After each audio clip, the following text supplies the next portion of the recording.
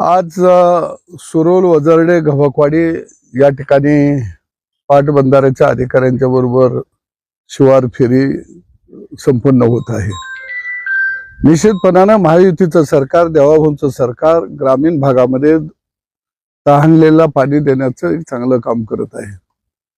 परंतु एकंदरीत हे काम जनतेच्या मनात कसं आहे, जनतेला काय वाटतं हे प्रत्यक्षात शेत शिवारात जाऊन माहिती घेतली असता ज्या भागामध्ये आज पिण्याच्या पाण्याची कमतरता नाही आहे अशा भागामध्ये वाकुर्डे बुद्रुक योजनेचं पाणी सोडलं गेलेलं आहे।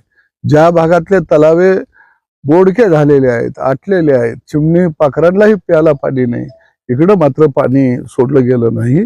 निश्चितपणानं सरकार जनतेच्या पाठीशी उभा राहून ठामपणानं काम करत आहे, परंतु खाईची सगळी यंत्रणा ही पोखरली गेलेली आहे, दबावाखाली, राजकीय दबावाखाली खऱ्या अर्थानं काम करत आहे। आणि ही अत्यंत गंभीर बाब आहे। सुरोल, वजर्डे, रेठे धरण, गव्हाकवाडी या परिसराला पिण्याच्या पाण्याची आता सध्या प्रचंड मोठ्या प्रमाणामध्ये गरज आहे आणि या संदर्भामध्ये राज्याचे पाटबंधारे मंत्री विखे पाटील साहेब यांच्या या निदर्शनाला बाब आणून दिली जाईल आणि लवकरच या संदर्भामध्ये मंत्रालयामध्ये बैठक आयोजित केली जाईल।